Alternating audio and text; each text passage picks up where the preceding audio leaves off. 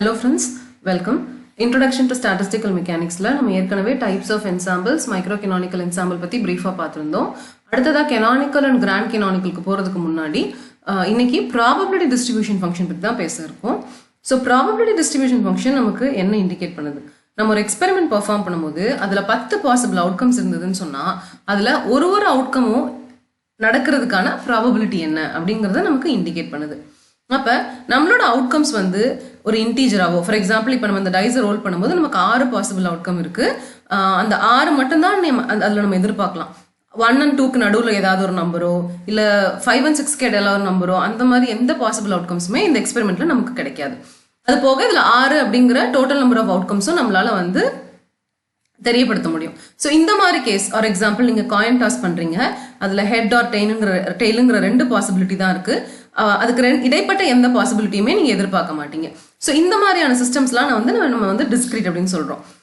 இன்னொரு எக்ஸாம்பிள் எடுத்துக்கிட்டா நம்ம ஒரு கடைக்கு போறோம். ஆன் ஆவரேஜ் வந்து இன்னைக்கு அந்த கடையில பேனா எவ்வளவு விற்கும் அப்படிங்கிறதுக்கான ப்ராபபிலிட்டி கேட்டோம்னா 3 இல்ல 4 தான் அவங்க சொல்லுவாங்களே ஒழிய ஒரு 3.5 பேனா விற்கும் அப்படிங்கறதெல்லாம் சொல்ல மாட்டாங்க. ஸோ இந்த கேசஸ்க்கெல்லாம் தான் நம்ம வந்து டிஸ்கிரீட் அவுட்கம்ஸ் அப்படிங்கறத எடுத்துக்கிறோம். அப்ப கண்டினியூஸ்க்கு எதை நம்ம எக்ஸாம்பிள் எடுக்கிறோம்னு சொன்னா, இப்போ ஒரு கண்டெய்னர்ல வந்து கேஸ் மாலிகுல்ஸ் எல்லாம் மூவ் ஆகிட்டு இருக்கு. இங்க டிபிக் பண்ணிருக்க மாதிரி இந்த மாலிகுல்ஸ் கூடிய ஸ்பீட் எப்படி டிஸ்ட்ரிபியூட் ஆயிருக்கு, என்ன மாதிரியான ஸ்பீட்ஸ்லாம் இந்த மாலிகுல்ஸ் எடுக்கலாம் அப்படிங்கறத இங்க காட்டியிருக்காங்க. அப்போ இதுல வந்து ஒரு சில மாலிகுல்ஸ் வந்து between 0 and 1 meter per second எடுக்கலாம். ரொம்ப அதிகமா ஆன் அன் ஆவரேஜ் வந்து இந்த டிஸ்ட்ரிபியூஷனோட ஸ்பீட் என்னன்னு கேட்டோம்னா நம்ம வந்து இந்த பிளாட்டை பார்த்தே சொல்லிடலாம். பிட்வீன் 1 and 2ல தான் வந்து மோஸ்ட் ஆஃப் தி மாலிகுல்ஸ் வந்து ஸ்பீட் வந்து அந்த மாதிரி தான் இருக்கு அப்படின்னு நம்ம சொல்லிடலாம். ஸோ இதோட ஒரு ஸ்பீடையுமே நம்ம எடுத்து மெஷர் பண்ணணும்னு அவசியம் இல்லை. இந்த டிஸ்ட்ரிபியூஷன் ஃபங்க்ஷனை பார்த்தே ஆன் ஆவரேஜ் வந்து இந்த மாலிகுல்ஸ் வந்து 1.5 மீட்டர் per செகண்ட்ல தான் அதோட ஸ்பீட்ஸ் இருக்கு அப்படின்னு நம்ம சொல்லிடலாம். இப்போ இதே வந்து நம்ம ஜூம் பண்ணி ஒரு 8 மாலிகுல் எடுத்தோம்னா இந்த 8ல ஒரு 5 மாலிகுலோட ஸ்பீட் வந்து இந்த டிஸ்ட்ரிபியூஷன்ல தான் இருக்கும், பிட்வீன் 1 and 2ல தான் இருக்கும். இந்த மாதிரியான இன்ஃபர்மேஷன் எல்லாம் வந்து நமக்கு வந்து இந்த கண்டினியூஸ் டிஸ்ட்ரிபியூஷன் ஃபங்க்ஷன் தெரியப்படுத்துது. ஸோ இது ஏன் நம்ம கண்டினியூஸ் சொல்றோம்னா, போன கேஸ்ல பார்த்த மாதிரி 1 or 2 or 3 அப்படி இல்லாம இங்க இருக்கக்கூடிய இந்த பிட்வீன் 1 and 2 கூட நமக்கு அவுட்புட்ஸ் வரலாம், பிட்வீன் 2 and 3 கூட நமக்கு அவுட்புட்ஸ் வரலாம்.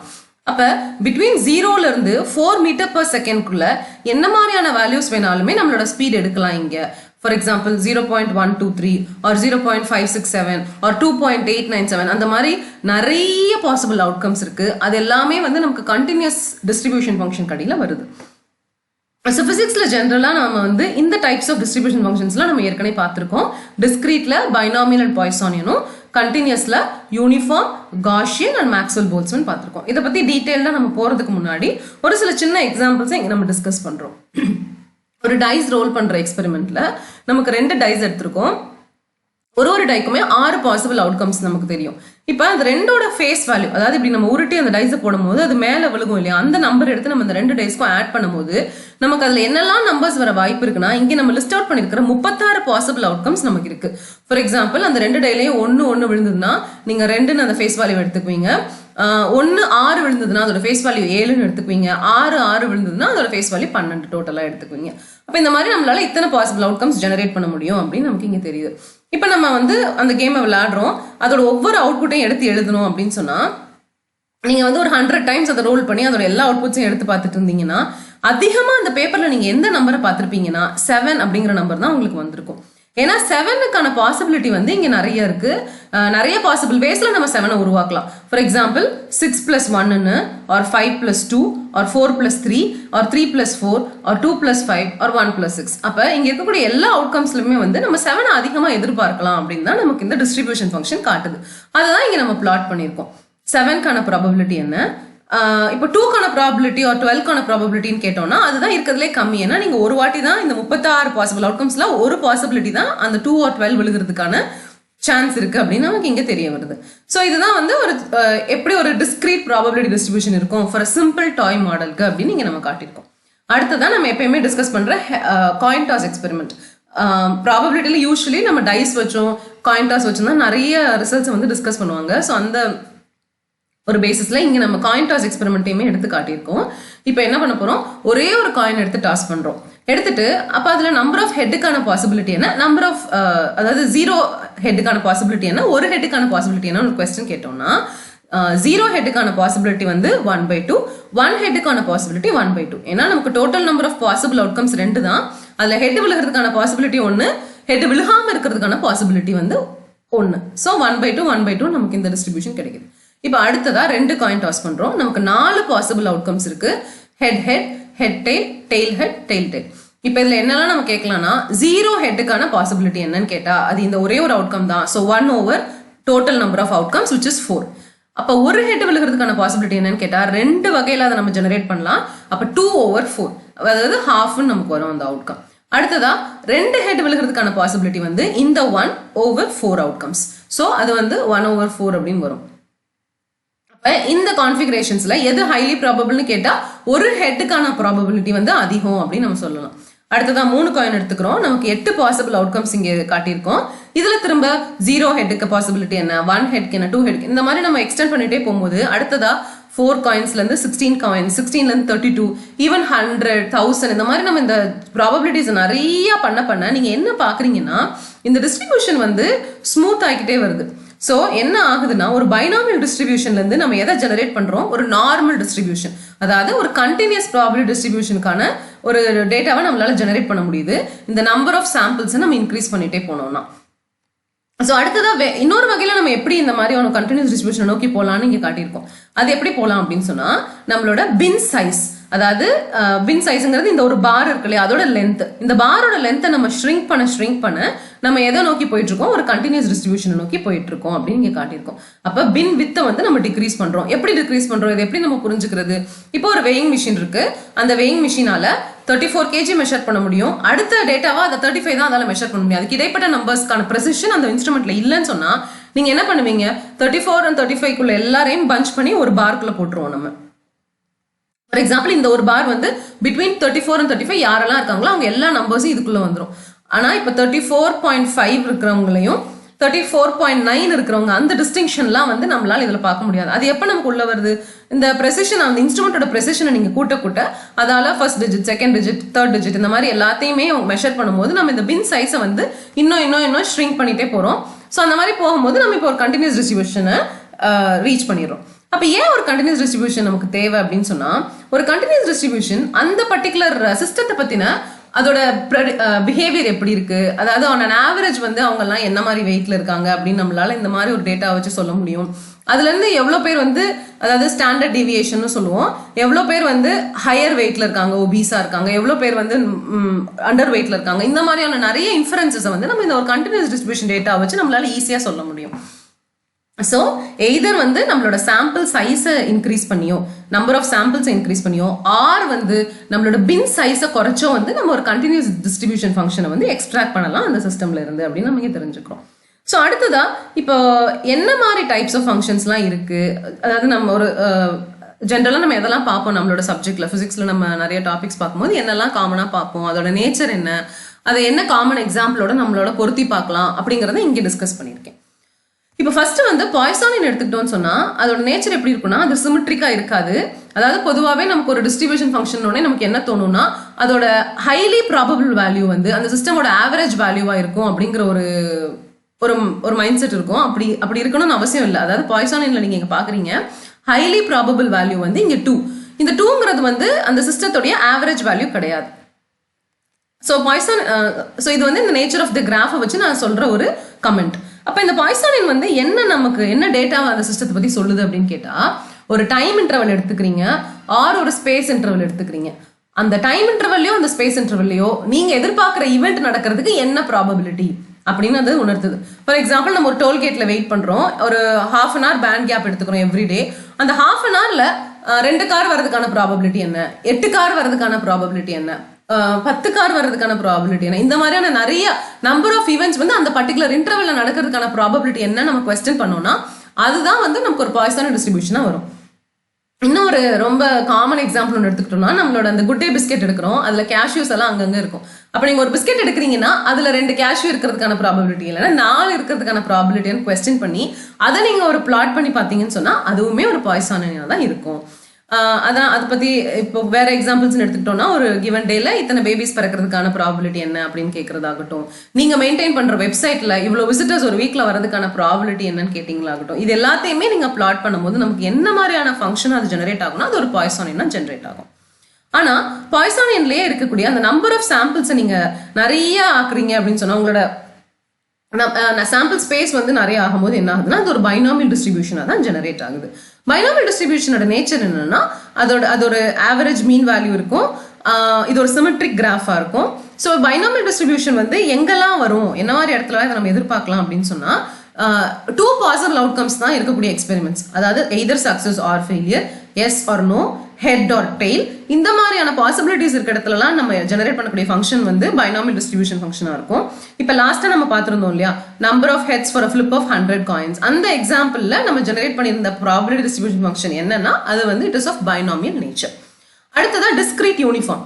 இதுல என்ன காட்டியிருக்கோம்னா இங்க வந்து 5 பாசிபிள் அவுட்கம்ஸ் உங்க எக்ஸ்பெரிமெண்ட்ல இருக்கு. இதுவே நீங்க டை எக்ஸ்பெரிமெண்ட்ல இதுல 6 பாசிபிள் இருக்கும். நம்ம இப்ப 5 அஷ்யூம் பண்ணி இங்க எடுத்திருக்கோம். இப்போ இதுல 5 பாசிபிள் அவுட்கம்ஸ் இருக்குதுன்னா இதுல ஒவ்வொரு அவுட்கமுமே ஈக்குவலி ப்ராபபிள். அதனாலதான் அதோட ப்ராபபிலிட்டி எல்லாமே என்னன்னு இண்டிகேட் பண்ணிருக்கோம், 1/n. அப்ப இங்க 5ங்கிறதுனால உங்களோட ப்ராபபிலிட்டி 1/5 ஆகும். டைஸ் எக்ஸ்பெரிமெண்ட்ல 6ங்கிறதுனால அது 1/6 ஆகும். 10 அவுட்கம்ஸ் இருக்கக்கூடிய எக்ஸ்பெரிமெண்ட்ல இந்த ப்ராபபிலிட்டி ஈக்குவலா டிஸ்ட்ரிபியூட் ஆகி 1/10 அங்க வரும். அப்போ என்ன மாதிரி கேசஸ்ல இதை பார்க்குறோம் அதுதான் நம்ம சொல்லியிருந்தோம் டைஸ் எக்ஸாம்பிள். ஆர் இப்போ ஒரு லாட்ரி ட்ரா பண்ணுறாங்கன்னா அங்கெல்லாம் வந்து இந்த ஈக்குவல் ப்ராபபிலிட்டிங்கிறது வந்து ஹோல்ட் ஆனாதான் அது ஒரு வேலிடான விஷயமாவே நம்ம கருதுவோம் இல்லையா. எங்கேயாவது ஒரு பயாஸ் இருந்து லாட்ரியில் ட்ரா பண்ணோம்னா அது ஒரு கரெக்டான விஷயமா இருக்காது. அப்போ அந்த மாதிரி கேம் ஆஃப் சான்சஸ்லாம் வந்து நம்ம எதை ரிலை பண்ணியிருக்கோம், ஈக்குவல் ப்ராபபிள் அவுட்கம் ரிலை பண்ணி தான் இருக்கு. அடுத்து இதே டிஸ்கிரீட்டை நம்ம கண்டினியூஸ்ல எப்படி புரிஞ்சுக்கிறது, நம்ம அங்கே லாஸ்ட் கிராஃப்ல என்ன காட்டியிருந்தோம், 5 பாசிபிள் அவுட்கம் தான் பிட்வீன் ஏ அண்ட் பி வந்து நம்ம எதிர்பார்க்கிறோம். இதுவே between A and be any possible values, அதாவது ஒரு லைன் எடுத்துக்கோங்க, ரியல் லைன், பிட்வீன் 1 and 6க்குள்ள என்ன பாசிபிள் வேல்யூஸ் வேணா இருக்கலாம் அப்படின்னு நம்ம கருதணும்னு சொன்னா அது வந்து இன்ஃபினிட்லி மெனி பாசிபிள்ஸ் இருக்கு. அப்போ வந்து இங்க இருக்கிற அந்த டிஸ்கிரீட்னஸ் போயிட்டு பிட்வீன் ஏ அண்ட் பி இன்டர்வல்குள்ள எல்லா வேல்யூஸ்மே ஈக்குவலி ப்ராபபிள், அந்த மாதிரியான டிஸ்ட்ரிபியூஷன் ஃபங்க்ஷனை நம்ம கண்டினியூஸ் டிஸ்ட்ரிபியூஷன் ஃபங்க்ஷன் சொல்றோம். அதுக்குரிய டிபிக்கல் எக்ஸாம்பிள் என்னன்னா ஒரு ரேண்டம் நம்பர் ஜெனரேட்டரை நீங்க டிசைன் பண்றீங்க பிட்வீன் டூ வேல்யூஸ் 2 and 3 இடையில உள்ள ஒரு ரேண்டம் நம்பர்ஸ் எல்லாம் ஜெனரேட் பண்ணி கொடுக்கக்கூடிய ஒரு கோட் எழுதுனீங்கன்னு சொன்னா அந்த பிட்வீன் 2 and 3க்குள்ள இருக்கிற எல்லா வேல்யூஸ்மே அங்க ஈக்குவலி ப்ராபபிள் தான். ஸோ அது வந்து one of the examples of continuous uniform distribution. இதுவே உங்க கார் டயர் இருக்கு, ஒரு பாயிண்ட்ல அது பங்க்சர் ஆகுது, அடுத்த டைம் அது எங்க பங்க்சர் ஆக போகுது அப்படிங்கறத வந்து நம்ம ப்ரெடிக்டே பண்ண முடியாது இல்லையா. At any point of the tyre வந்து அது திரும்ப பங்க்சர் ஆகலாம். அப்ப அந்த மாதிரியான ஒரு சிச்சுவேஷனையுமே நம்ம எப்படி மாடல் பண்ணலாம்னா யூனிஃபார்ம் கண்டினியூஸ் டிஸ்ட்ரிபியூஷன் ஃபங்க்ஷன் வச்சு மாடல் பண்ணலாம். அதுக்கப்புறம் வரது வந்து நார்மல் கர்வ்.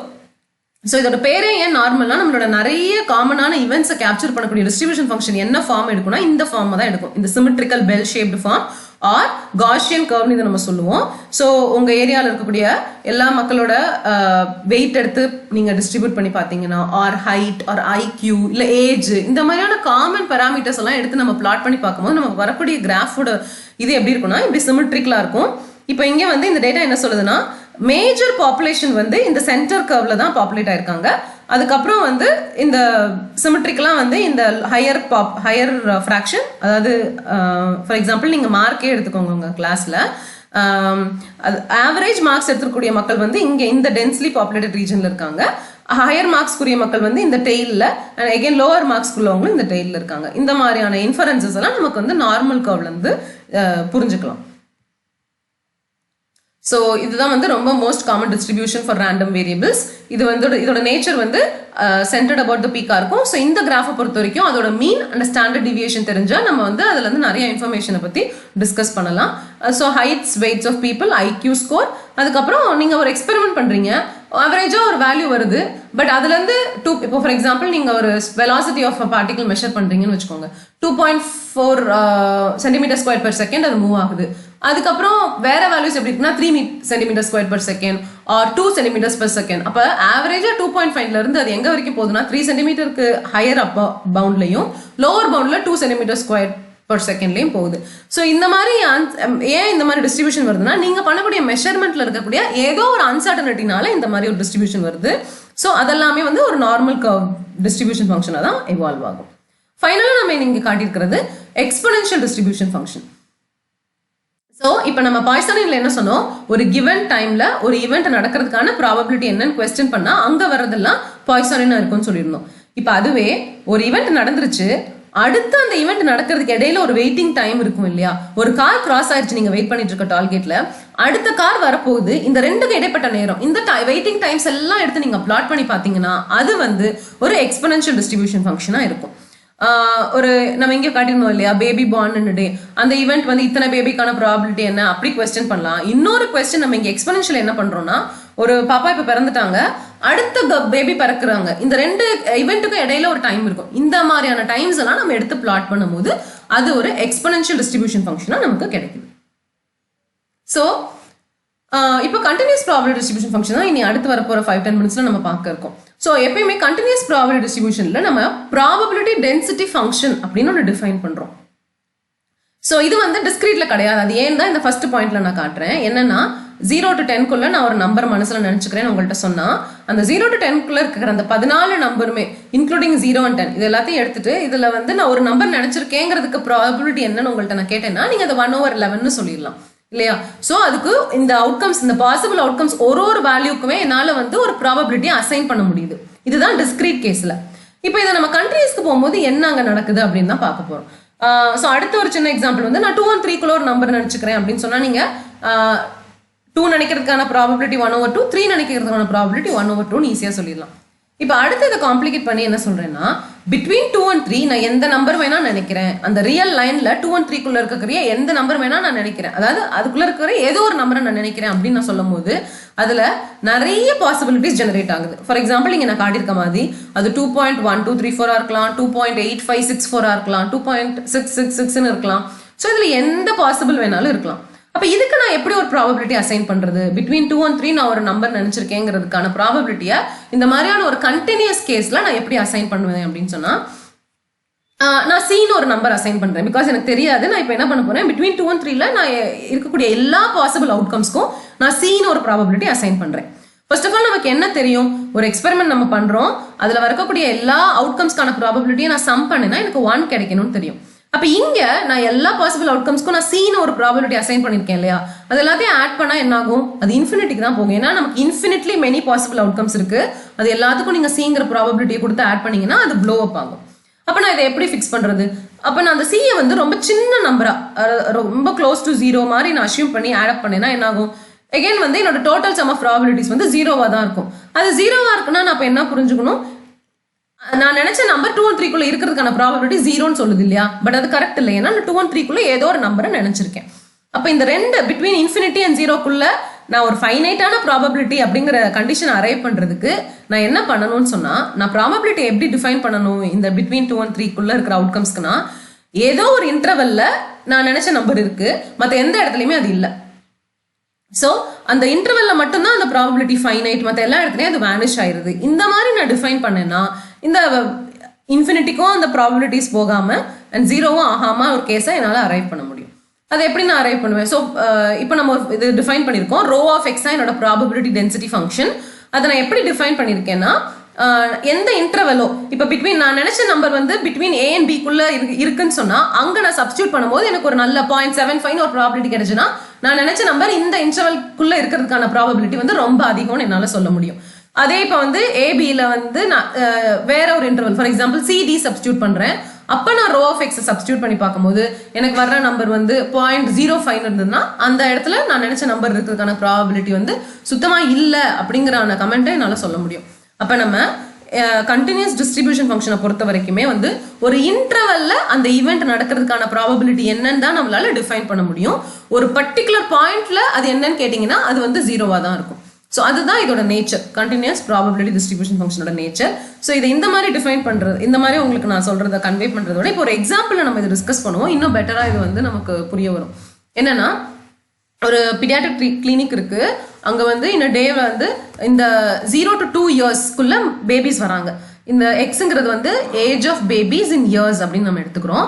இந்த மாதிரி இப்படி இருக்கக்கூடிய இந்த கேஸ்ல நம்ம அங்க ஒரு ப்ராபபிலிட்டி டென்சிட்டி ஃபங்க்ஷன் டிஃபைன் பண்றோம். என்னன்னா, உனக்கு ஆவரேஜ் டேல அந்த பேபிஸ் வரக்கூடிய ஏஜ் டிஸ்ட்ரிபியூஷன் எப்படி இருக்கு அப்படிங்கிறத நம்ம இப்படி டிஃபைன் பண்ணியிருக்கோம்.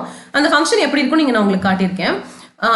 ஸோ ஃபர்ஸ்ட் நம்ம இதில் என்ன கேள்வி கேட்க போறோம்னா, உங்களுக்கு இந்த PDF தெரியும்னு சொன்னா இதை வச்சுக்கிட்டு on a given day அந்த ஹாஸ்பிட்டலுக்கு 8 monthsக்கு கம்மியா இருக்க பேபிஸ் எத்தனை பேர் வர்றாங்க அப்படின்னு ஒரு கொஸ்டின் கேட்டா நம்ம அதை எப்படி கண்டுபிடிக்கணும்னா நம்மளோட இன்டர்வல் இப்போ எப்படி ஆகுது அந்த A to B நம்ம லாஸ்டா காட்டியிருந்தோம் இல்லையா இந்த A to B இப்போ என்ன ஆகுதுன்னா Aங்கிறது 0 months Bங்கிறது 8 months ஆகுது ஸோ 8 months தான் நம்ம வந்து கன்வெர்ட் பண்ணி 2/3 years போட்டிருக்கோம் ஸோ 0 to 2/3 yearsக்குள்ள இந்த டிஸ்ட்ரிபியூஷன் ஃபங்க்ஷன் என்ன வேல்யூ எடுக்குதுன்னு பார்த்தா 0.259 அப்படிங்கிற வேல்யூ எடுக்குது அதாவது 100 பேபிஸ் வர்ற இடத்துல 26 பேபிஸ் வந்து அண்டர் 8 monthsல வர்றாங்க அப்படிங்கிற இன்ஃபர்மேஷன் என்ன இது வரைக்கும் நம்ம என்ன பார்த்தோம் இந்த வீடியோலனா ஒரு ப்ராபபிலிட்டி டிஸ்ட்ரிபியூஷன் ஃபங்க்ஷன் நமக்கு என்ன சொல்லுது அதுல என்ன டைப்ஸ் இருக்கு டிஸ்கிரீட் அண்ட் கண்டினியூஸ் இருக்கு ஒரு சின்ன toy case for example die rolling and coin டாஸை வச்சு நம்ம எப்படி ஒரு சின்ன சிம்பிளான டிஸ்ட்ரிபியூஷன் ஃபங்க்ஷன் டிரைவ் பண்ணலாம்னு பார்த்தோம் ஏன் நமக்கு வந்து கண்டினியூஸ் டேட்டால ப்ராபபிலிட்டி டென்சிட்டி ஃபங்க்ஷன் தேவைப்படுது அதுக்கான ஒரு சின்ன எக்ஸாம்பிள் நம்ம அப்ளை பண்ணி பார்த்தோம் இப்போ இந்த அண்டர்ஸ்டாண்டிங்கோட நம்ம அடுத்த வீடியோல எதை பார்க்க போறோம்னா எப்படி வந்து ஸ்டாட்டிஸ்டிக்கல் மெக்கானிக்ஸ்ல நமக்கு PDF அதாவது ப்ராபபிலிட்டி டென்சிட்டி ஃபங்க்ஷன் வந்து ஹெல்ப்ஃபுல்லா இருக்கு ஸோ நமக்கு என்ன இண்டிகேட் பண்ணுது அந்த சிஸ்டத்துலன்னு சொன்னா ஒரு கிவன் மைக்ரோஸ்டேட்டை நம்ம கண்டுபிடிக்கிறது நம்ம சிஸ்டம் வந்து அந்த கிவன் மைக்ரோஸ்டேட்ல இருக்கிறதுக்கான ப்ராபபிலிட்டி என்ன அப்படின்னு வந்து அந்த PDF வந்து டிஃபைன் பண்ணுது ஆர் இன் அதர் வேர்ட்ஸ் நம்ம ஃபேஸ் ஸ்பேஸ் பத்தி பார்த்திருந்தோம் அது டிஸ்கிரீட்டாகவும் இருக்கலாம் கண்டினியூஸாகவும் இருக்கலாம் அந்த ஃபேஸ் ஸ்பேஸ்ல ஒரு கிவன் பாயிண்ட்ல என் சிஸ்டம் இருக்கிறதுக்கான ப்ராபபிலிட்டி என்ன இதெல்லாமே நமக்கு எது இண்டிகேட் பண்ணுதுன்னா probability distribution function or probability density function define பண்ணுது ஸோ நம்ம அடுத்தடுத்த வீடியோஸ்ல எதெல்லாம் பார்ப்போம்னு சொன்னா இப்போ நம்பர் ஆஃப் பார்ட்டிகல்ஸ் ஒரு 5 பார்ட்டிகல்ஸ் இருக்கு 10 எனர்ஜி ஸ்டேட்ஸ் இருக்கு இதுக்கு இடையில எப்படி டிஸ்ட்ரிபியூஷன் இருக்க போகுது அப்படிங்கறத பத்தி தான் நம்மளோட அடுத்த வீடியோல பார்க்க போறோம் number of particles and energy states define பண்ணிட்டா அதோட டிஸ்ட்ரிபியூஷன் ஃபங்க்ஷன்ஸை நம்ம எப்படி ஜெனரேட் பண்ணி பார்க்கலாம் அப்படின்னு பார்க்க போறோம் அதுக்கு அடுத்து தான் வந்து அப்ளிகேஷன்ஸா இந்த டிஸ்ட்ரிபியூஷன் ஃபங்க்ஷனை நம்ம வந்து ரியல் சிஸ்டம்ஸ்ல நம்ம எங்க அப்ளை பண்றோம் for example molecular speeds in gas ஒரு கண்டெய்னர் இருக்கக்கூடிய கேஸ் மாலிகுல நம்ம ஐடியல் கேஸை ட்ரீட் பண்றோம்னு சொல்லும் போது அந்த இடத்துல எப்படி மேக்ஸ்வெல் போல்ட்ஸ்மேன் டிஸ்ட்ரிபியூஷன் ஃபங்க்ஷனை வந்து நம்ம அப்ளை பண்ணி படிக்கிறோம் பிளாக் பாடி ரேடியேஷனுங்கிற சிஸ்டம் எடுத்துட்டோம்னா ஆர் ஃபோனான்ஸ் அண்ட் சாலிட்ஸ் எடுத்துக்கிட்டோம்னா அங்க எப்படி போஸ்-ஐன்ஸ்டீன் டிஸ்ட்ரிபியூஷன் ஃபங்க்ஷன் வந்து நம்ம யூஸ் பண்ண போறோம் எலக்ட்ரான்ஸ் இன் மெட்டல் அதை எடுத்துட்டு எப்படி ஃபெர்மி-டிராக் டிஸ்ட்ரிபியூஷன் அங்க அப்ளை பண்ணி பார்க்க போறோம் ஸோ இந்த மாதிரி இதெல்லாம் அப்ளை பண்ணி அதுக்கு அடுத்த ஸ்டெப்பா எப்படி லார்ஜர் ஸ்கேல் தெர்மோடைனமிக்கல் குவான்டிட்டிஸை எக்ஸ்ட்ராக்ட் பண்றது அப்படிங்கிறது எல்லாமே தான் நம்ம டிஸ்கஸ் பண்ண போறோம் so that's all for today thank you